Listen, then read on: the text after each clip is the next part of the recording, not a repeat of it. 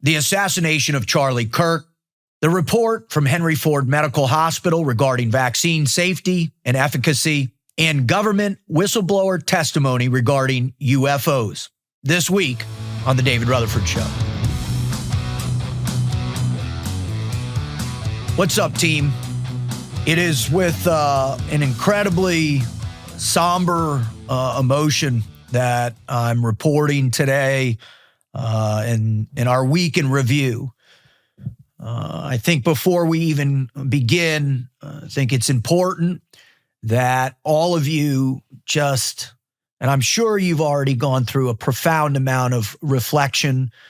You've listened to all of the commentary from Clay and Buck, which has been fantastic yesterday, as well as Megyn Kelly, Sean Hannity, Glenn Beck, all of the heavyweights in the conservative media space, and their just profound regard and condolences that they've warranted. This to include a direct statement from the president 2 nights ago, the fact that he's lowered national flags to half-mast until Monday, and then the acknowledgement that Charlie Kirk will be awarded the Presidential Medal of Freedom in the next few weeks. The response that I have regarding this is, first and foremost, this is a tragedy of epic proportions, mostly for his wife and his 2 young children.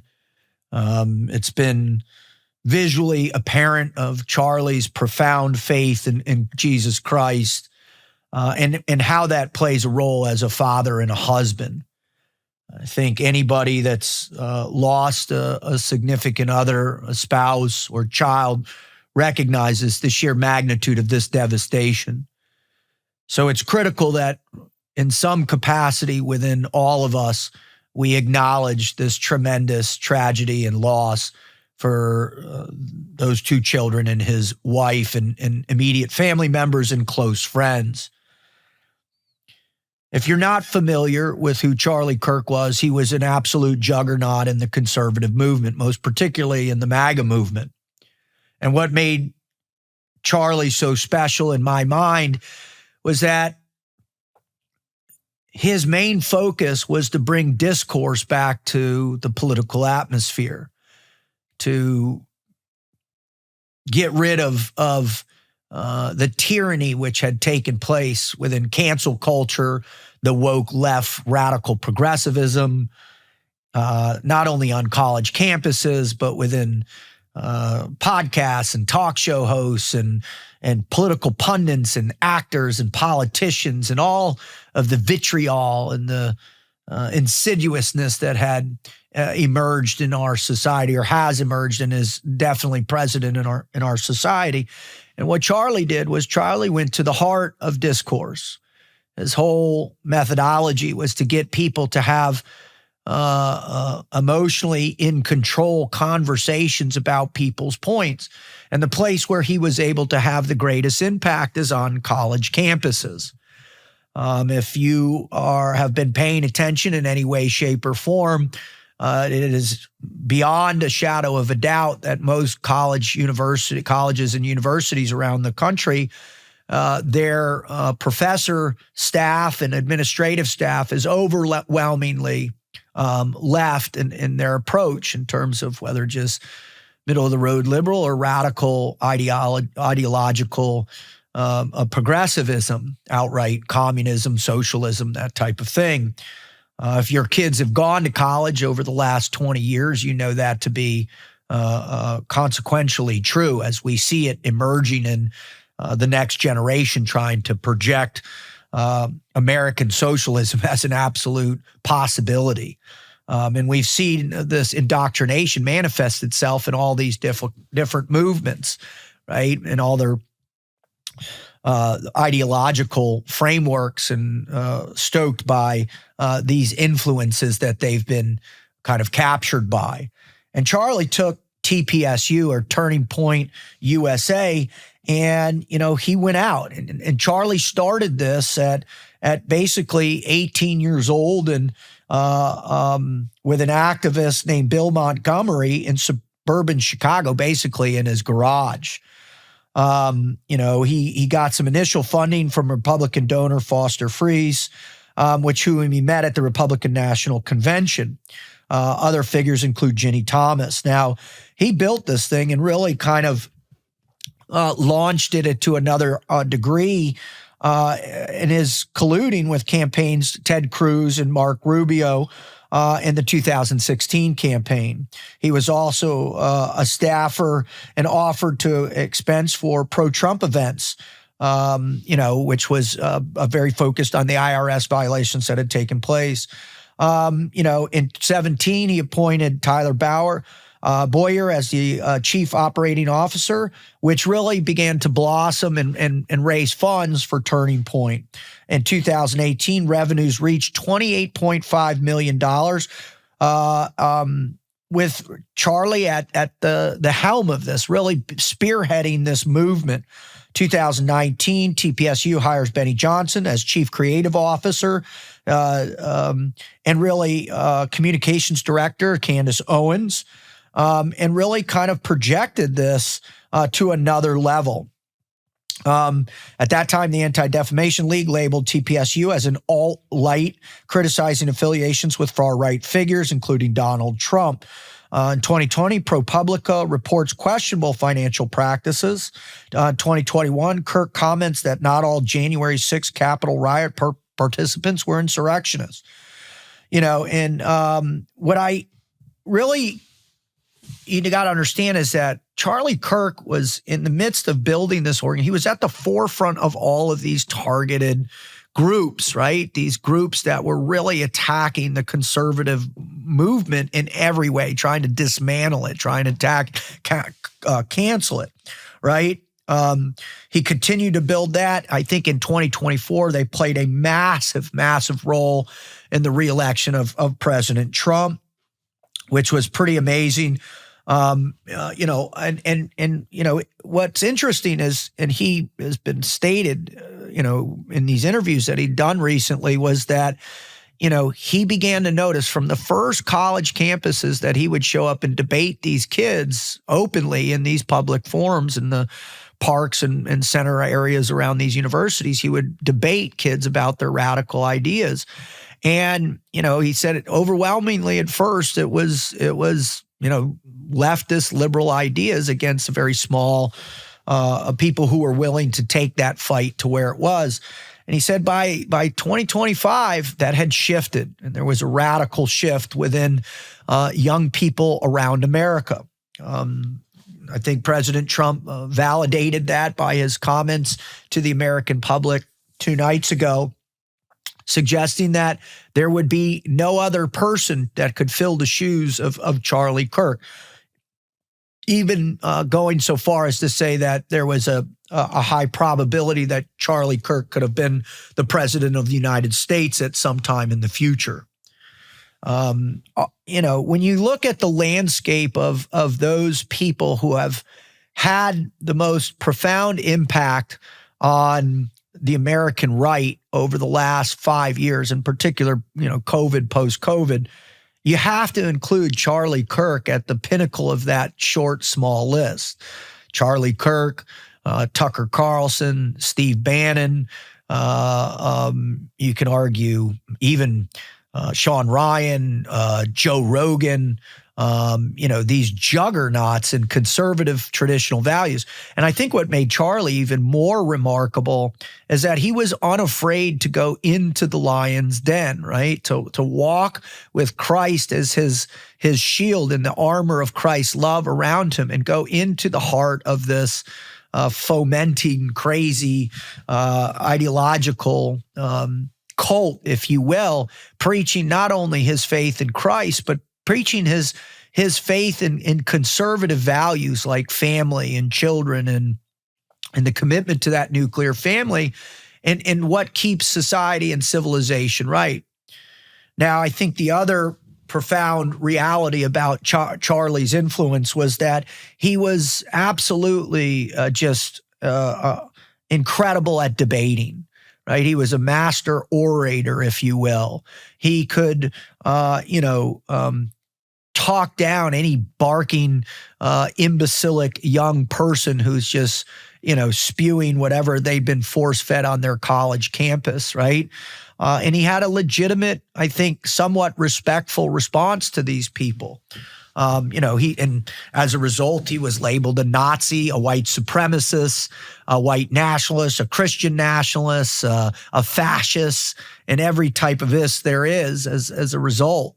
So I think, it's critical to recognize that this was a man of true action. He believed what he believed, and he was willing to, like I said, go to the front line of this debate, this argument, this confrontation of radical progressive ideas. And, I think that's critical to at least acknowledge that his courage for being able to do that. And there's been some incredible monologues that he's given over the years that really exemplify that courageousness. And I think what I hope and what I pray is that as his two children have to be forced to grow up without a father who was assassinated at that college campus out in Utah. And again, we're still learning the details of this. Obviously, several details have come out. The person is still at large. There's video footage. They released a picture yesterday. We know about the weapon that they found, the etchings on the ammunition that was still loaded in the magazine. But really, that's it. We don't know why this person did it. We don't know how they planned it or how they funded it. But what we do know is that this horrific tragedy was caught, by screens all across that event.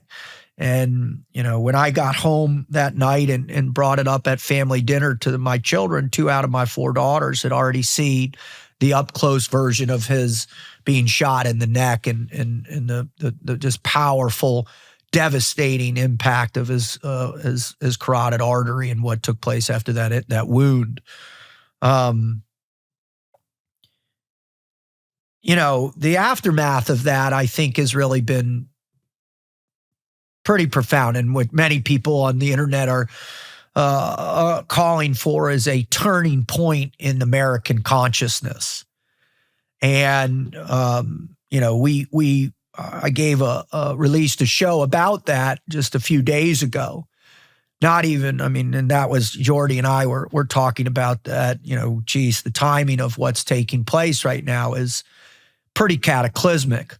And if you go through what the left is posting online in terms of whether it's Mike Dowd on MSNBC or Governor Pritzker or, the insane radicals cheering for his death, like those absolute heartless cocksuckers, at TMZ who were laughing in the background when they were breaking that news, or the radical crazies on Blue Sky and what they're saying and projecting at the death of this young man who was never an advocate himself for violence. He was never an advocate for anything, for giving the other side their rightful ability to converse, to get in conversation in order to, as a battle of ideas instead of a battle of violence. But yet these people are still promoting and cheering this young man, this young father, this young husband's death as a victory for their movement. And that makes it pretty apparent as to the nature of the divisiveness that our country is in. And it really exemplifies, I think, the division that has been sowed by the powers that want this division within us. If you haven't figured this out yet, they want us to descend into violence too. They want us to descend into chaos.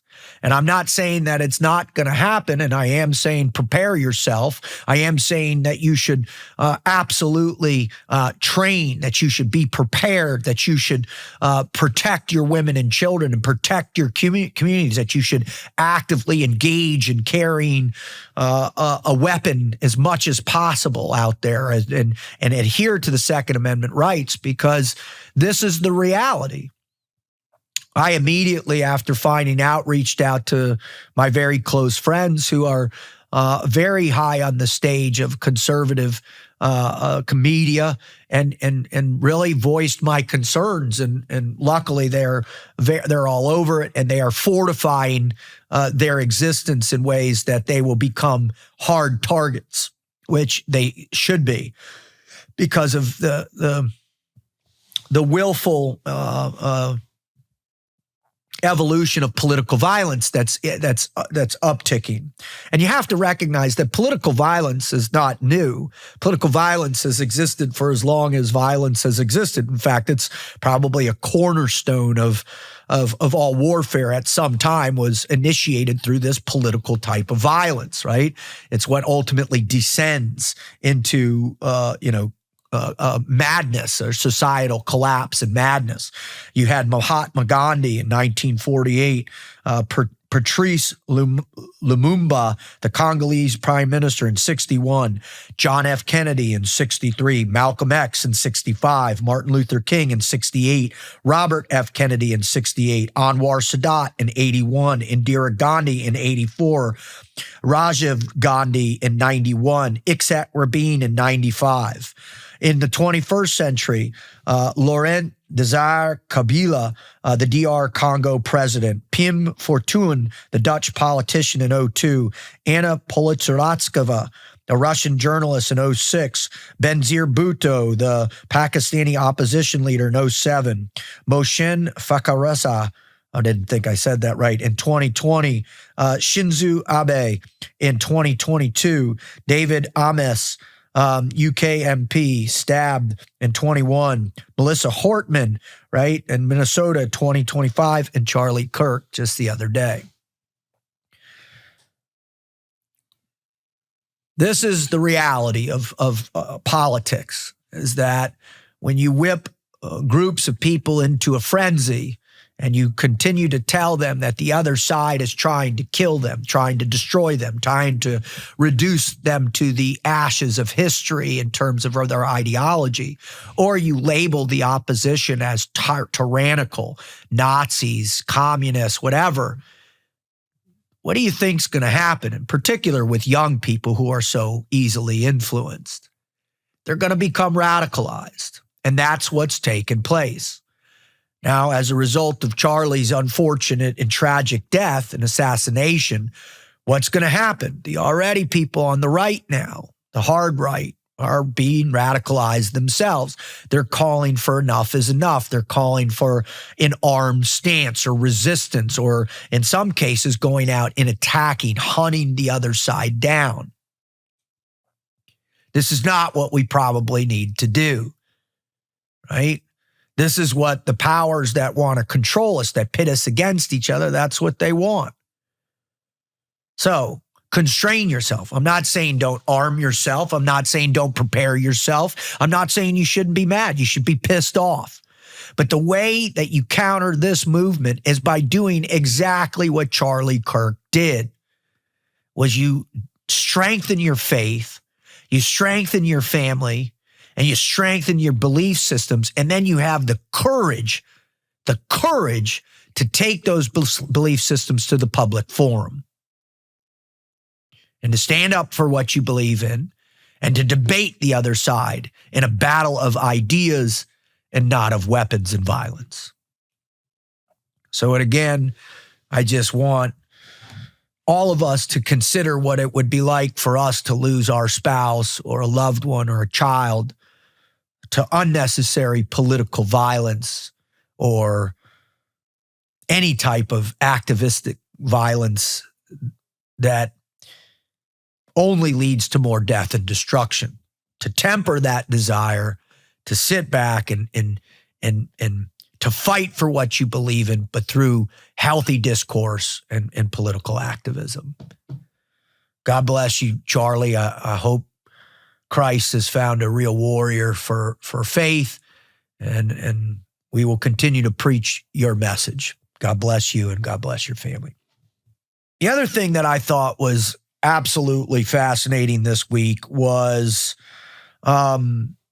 there was testimony on Capitol Hill from a bunch of people that were being faced with questions from both sides about a lot of there was a review, well, in this questionnaire, this study popped up from the Henry Ford Health System, which is a major healthcare provider in Michigan, often associated with Henry Ford Hospital. And this report was on the health outcomes of vaccinated versus unvaccinated children. It gained attention in September 25 when its results were publicly reviewed during a U.S. Senate hearing titled How the Corruption of Science Has Impacted Public Perception and Policies Regarding Vaccines. This was led by a hearing chaired by Senator Ron Johnson of Wisconsin and featured the testimony of an attorney, Ari Siri, Aaron Siri, who represented that anti-vaccine groups like the Informed Consent Action Network has ties to both Robert F. Kennedy. The analysis completed in 2020 has never been peer-reviewed or published due to concerns from its authors about professional repercussions, according to Siri. All right, so this report was done. Was founded and prompted by ICAN, which wanted a large-scale comparison of health outcomes, right? And they approached the Henry Ford Health, which the one doctor they approached was Marcus Zervos, MD, who is an infectious disease specialist at Henry Ford Health, with other unnamed authors, because they didn't want their name on this, obviously.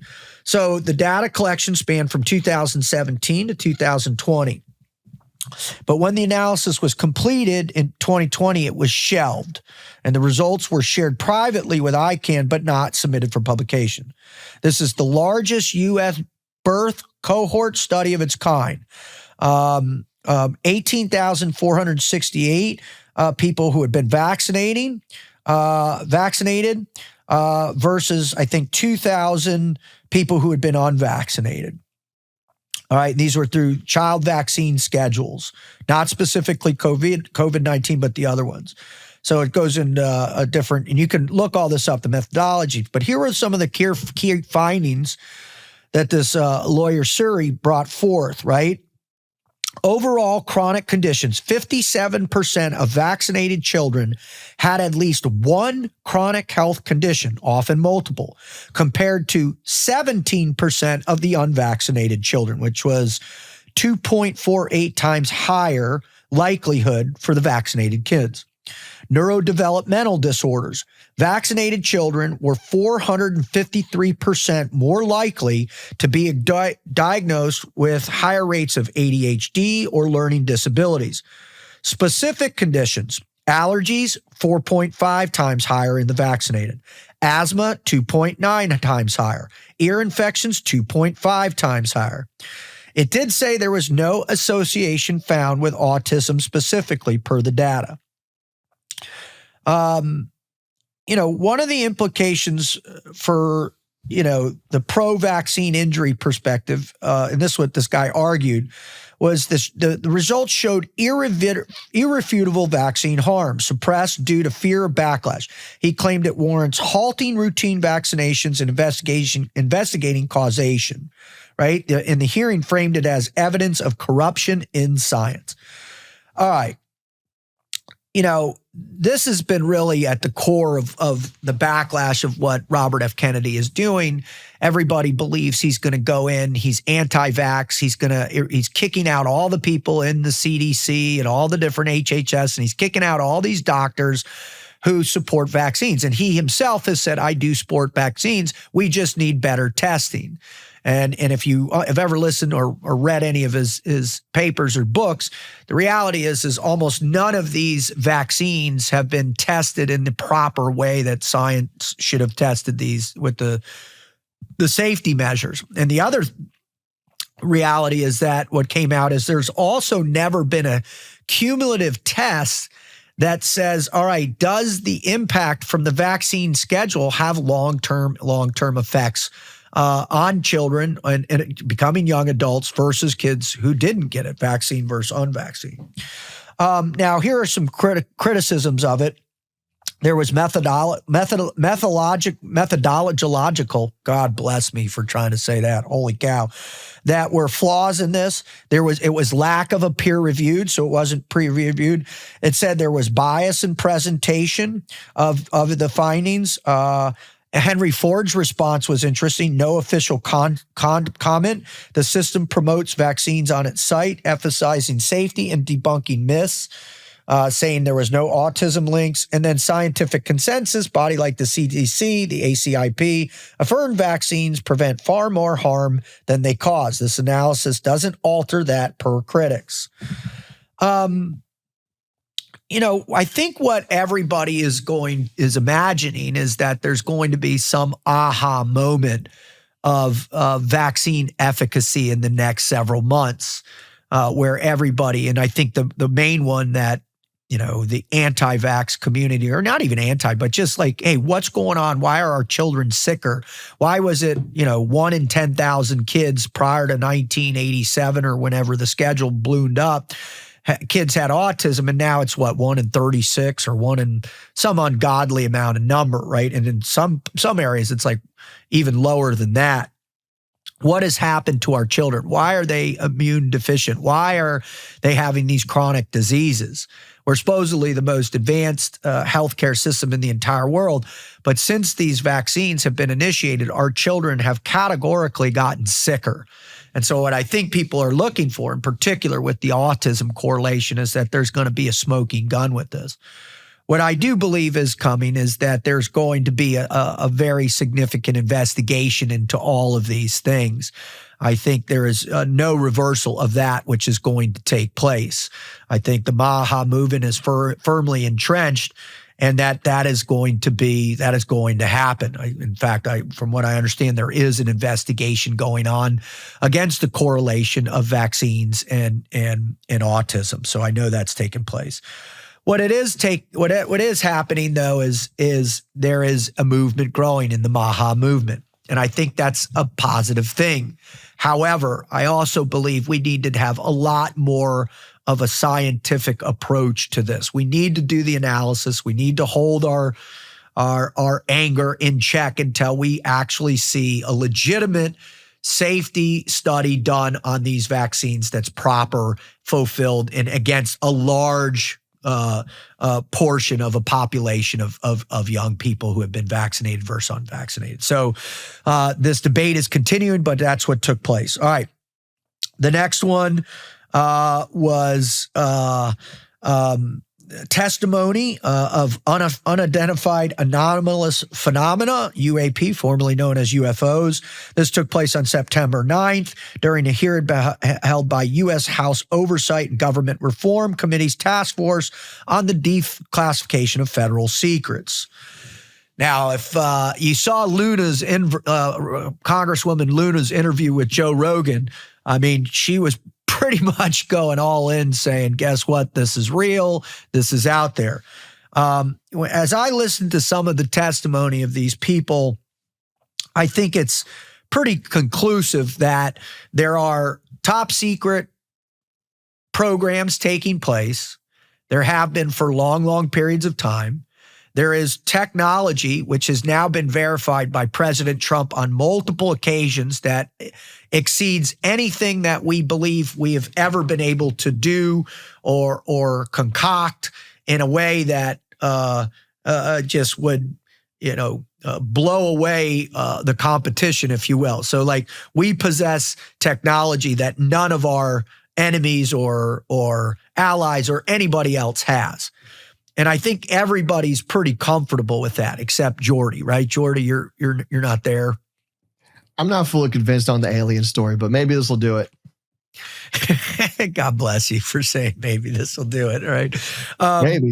Maybe. What was interesting was there was multiple people that talked, right? Jeffrey Nucleatelli, Dylan Borland, Chief Alexandra Wiggins, George Knapp, Joe Spielberger, all gave testimony. The one that really stood out to me, which one was it? It was Dylan, here it was. This was the interesting one. Dylan Borland's testimony. In his first public disclosure, Borland detailed a 2012 sighting at Langley Air Force Base of a 100-foot triangular craft that moved silently and fluidly before vanishing to jet altitude in seconds. He claimed exposure to a UAP crash retrieval program with a special access program, and it alleged over a decade of retaliation, including workplace harassment, blacklisting from classified jobs, and obstruction by government agencies.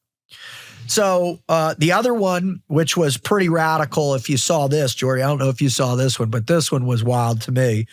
It was recounted a 2023 incident aboard the USS Jackson where a self-luminous tic-tac-shaped UAP emerged from the ocean, linked with three similar objects, accelerated away synchronously, whatever that word is, synchronously at an extreme speed without a sonic boom or conventional propulsion.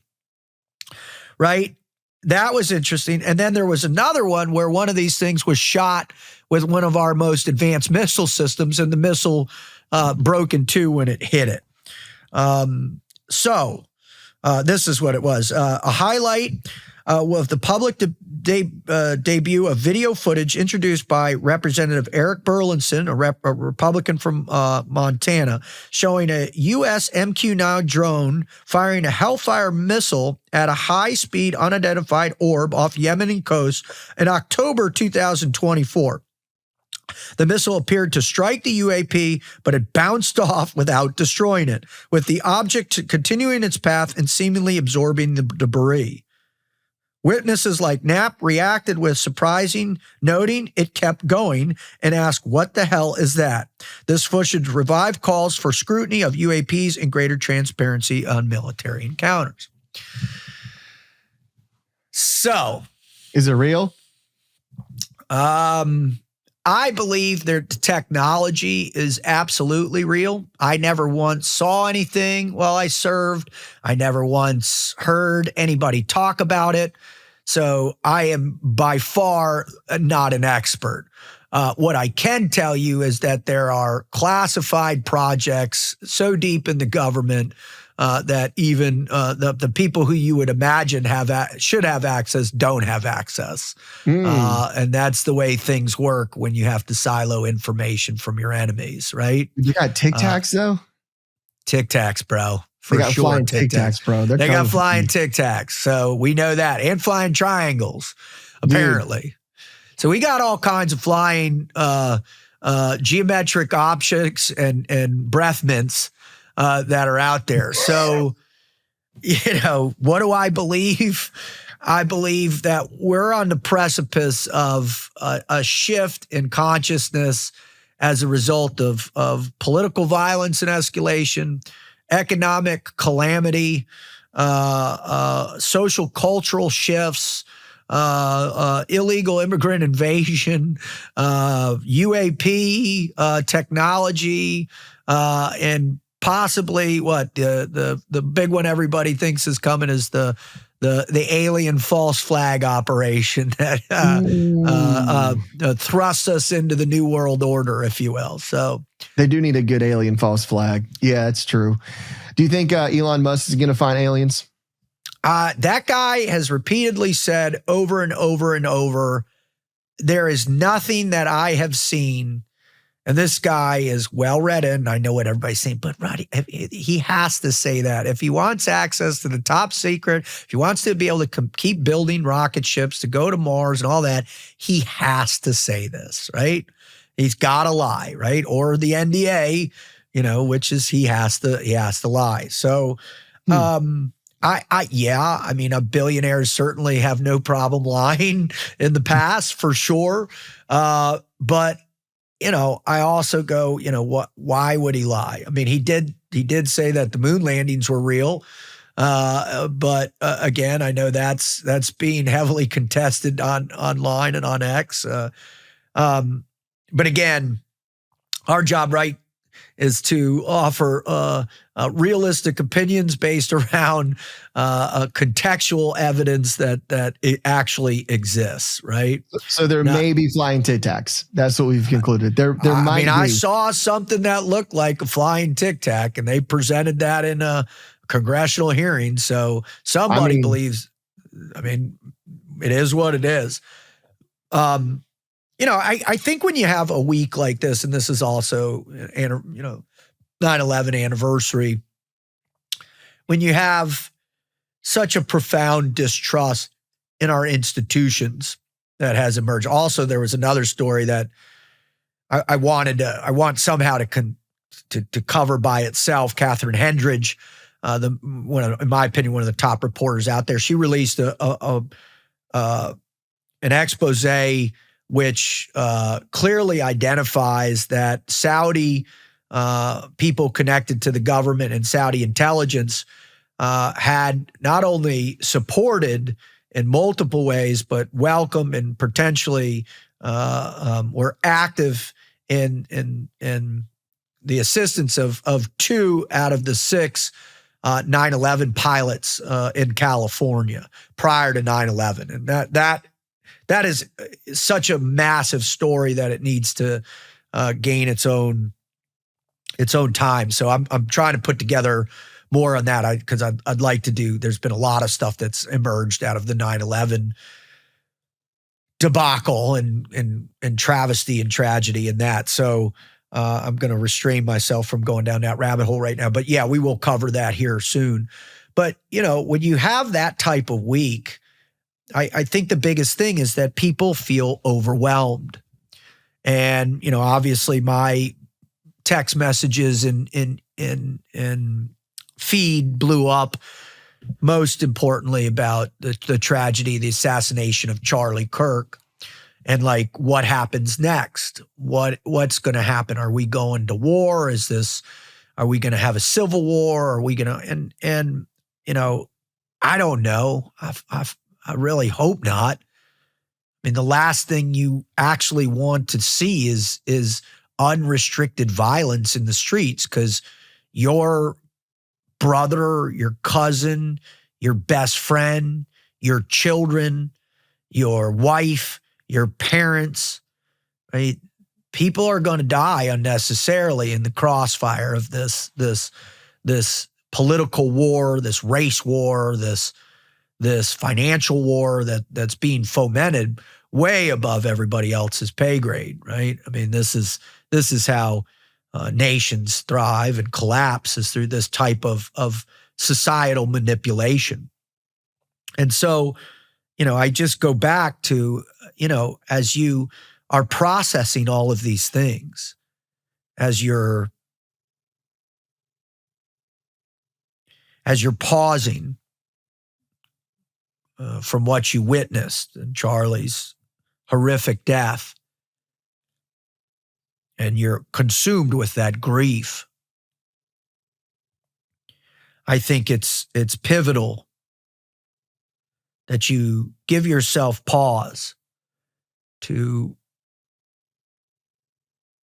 contemplate what it actually looks like if we devolve into societal violence.